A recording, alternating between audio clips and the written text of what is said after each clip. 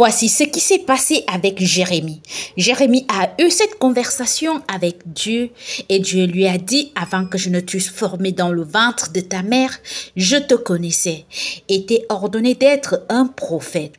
Et il répondit à Dieu que je ne suis qu'un enfant.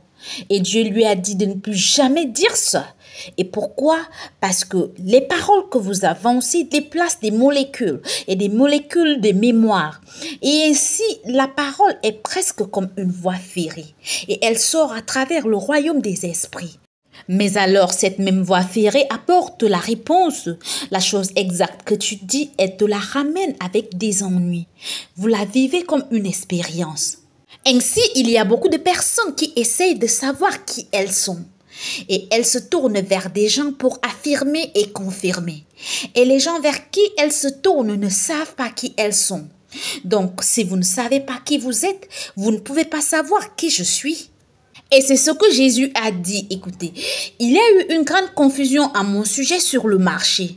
Certains hommes ont dit que je suis ceci et d'autres ont dit que je suis cela. Il a dit, laissez-moi éclaircir ceci une fois pour toutes. Donc, il y avait eu une personne qui avait eu la révélation que Dieu a donnée. Et cette personne répondit que tu es le Christ, le Fils du Dieu vivant.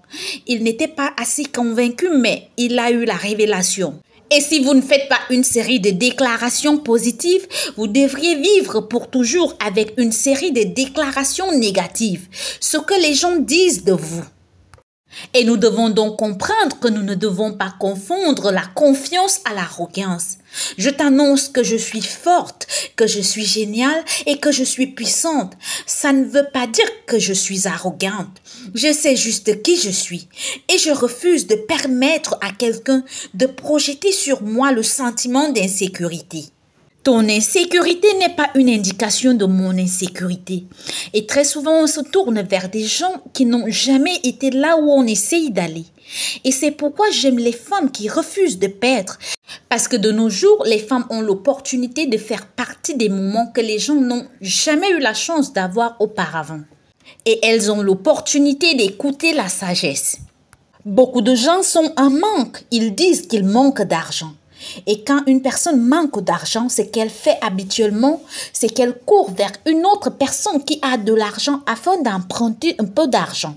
Et ce dont une personne a besoin lorsqu'elle n'a pas d'argent, c'est pas l'argent, elle a besoin d'informations. Et c'est ce que nous ne voulons pas. Nous ne voulons pas l'information parce que ça veut dire que la vérité demande une réponse. Et cela veut dire que tu devras abandonner l'ignorance pour appliquer la sagesse. Et ainsi, le plus grand ennemi d'un individu dont la vie n'est pas le diable. Le plus grand ennemi d'un croyant est l'ignorance. Nous ne périssons pas à cause du manque d'argent. Nous ne périssons pas à cause de la drogue ou de l'alcool. Nous périssons à cause du manque de connaissances. L'argent ne gouverne pas le monde, pourtant la pensée le fait. Et c'est pourquoi lorsque Dieu a voulu changer le monde et a donné du pouvoir aux gens, il n'a pas envoyé un chanteur. Ce qu'il a envoyé, c'est la parole. Il a envoyé l'information.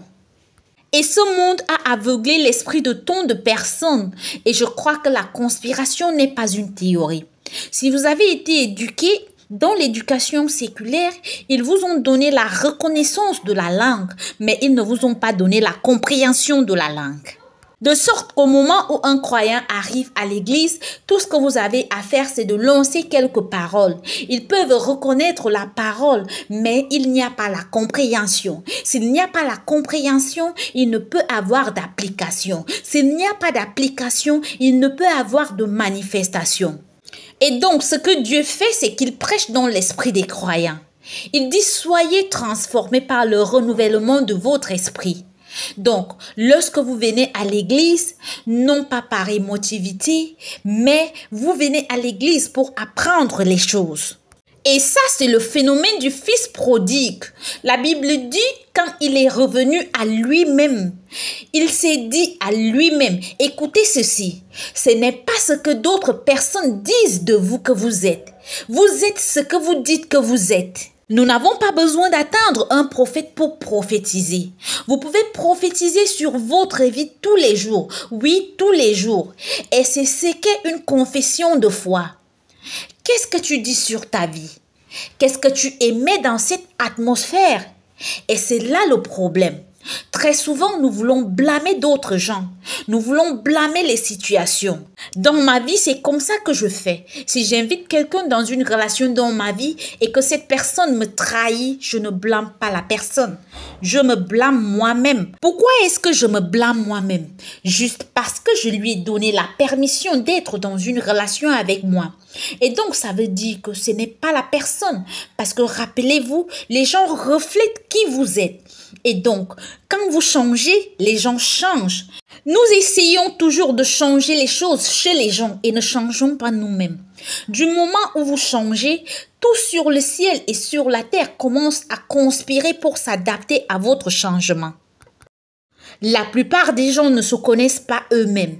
Ils ne sont pas en contact avec eux-mêmes. Ils n'enquêtent pas sur eux-mêmes. Ils ont peur de passer du temps avec eux-mêmes. Ils invitent toujours quelqu'un pour éviter d'être seuls avec eux-mêmes. La solitude n'est pas une absence de personnes autour de vous, c'est une absence d'objectif. Et lorsque vous trouvez un objectif, les bonnes personnes viennent. Il y a autre chose aussi, je pense que les gens manquent de stratégie. D'habitude, nous apportons des stratégies d'une vieille époque à une nouvelle époque. Et si vous apportez une vieille stratégie dans une nouvelle époque, vous apportez le même drame. Et donc, nous ne cherchons pas juste une autre expérience, nous cherchons une nouvelle stratégie. Et dans cette saison, ce que Dieu fait, c'est qu'il amène des gens dans nos vies qui sont actuellement de vrais stratèges. Le problème est que nous voulons que tout soit gratuit. Personne n'est prêt à payer le prix. Votre conversation est votre conversation. Que voulez-vous payer pour votre liberté? Vous devez payer quelque chose. Et très souvent, je pense que nous attendons Dieu, alors que Dieu nous attend aussi. Jésus entre dans une ville, Jean chapitre 5, voici ce tome, il a été modelé et façonné par sa culture. Pendant 38 ans, il est resté assis avec son potentiel. Jésus lui a demandé ce qu'il veut. On sait ce que tout le monde veut, mais qu'est-ce que tu veux? Et quand il a compris que Jésus le mettait au défi, tout à coup, Jésus a activé son potentiel et il a marché. 38 ans, il est resté immobilisé parce qu'il ne savait pas qui il était. Un seul mot a changé sa vie. Cela signifie qu'il a toujours eu le pouvoir de marcher, mais il a donné son pouvoir personnel à la culture et il a repris son pouvoir personnel. J'écris personnellement des livres sur la prière et l'une des raisons pour lesquelles j'ai commencé à écrire sur la prière est que rien n'interdit à la prière de changer les choses. La prière peut aller là où vous ne pourrez jamais aller et la prière peut aller dans la salle du conseil d'administration et négocier pour vous. Elle peut aller dans la salle du tribunal parce que la prière nécessite des paroles. Et les paroles ont un pouvoir et des implications prophétiques. Aucune limitation géographique. Donc, la prière peut faire pour vous en 1 minute ce que vous ne pouvez pas faire pour vous-même toute une vie.